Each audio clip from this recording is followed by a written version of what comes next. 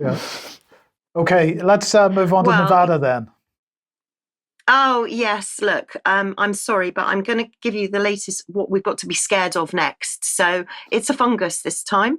Nevada chiefs have warned that a fungal infection, C. auris, that's Candida auris, may be spreading in the community. And uh, not surprisingly, they're putting it down to climate change. Now, some people will look and say, oh, here we go again. It's another fungus. This fungus apparently is a super fungus because it's going to be kind of resistant to all of the normal antifungals that we use and medications that we use. Some people might have seen a television series. I can't remember the name of it, but it was featuring The Last of Us, I think it's called. And it was featuring a fungus, a kind of zombie mind altering fungus. So this is the latest stories that are coming out from Nevada, but there are also these fungal stories that are coming out from other countries as well. So just one to keep an eye on. Meanwhile, we'll go back to Arcturus, which is the new COVID variant, of course, that Patrick was talking about on Friday.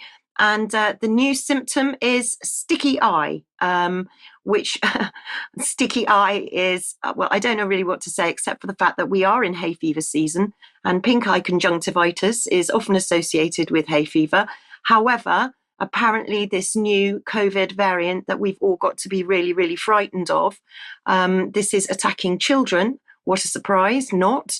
And it looks like if anybody's got sticky eyes or itchy eyes, they might well be tested for Arcturus. So that's just the warning.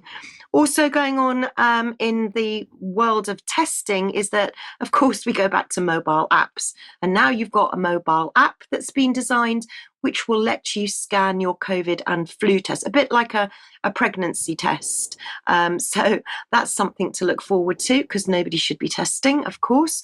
But better than that, we've got another new test which can actually tell within 10 seconds, have you got COVID or flu?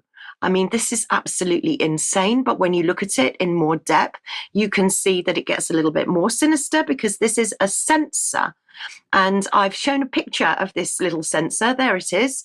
And it's made of a single atom thick nanomaterial. Every time I hear the word nano or anything associated with nanomaterial or nanotechnology, I flinch. So this is made of graphene using a single layer of carbon atoms arranged in a hexagonal lattice pattern.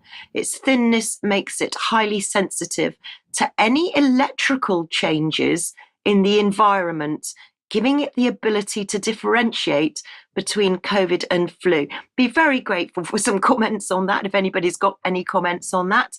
But finally, at the end of this one segment for mine, I just wanted to highlight that Paxlovid are moving closer, at least, to a full FDA approval.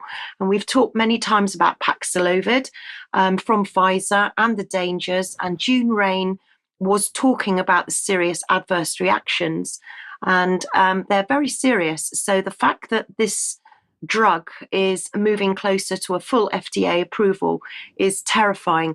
But on the flip side, I would like to just thank Cheryl Granger very quickly for letting me know today that the FDA have actually no longer authorizing the monovalent vaccine in Pfizer or Moderna in the USA.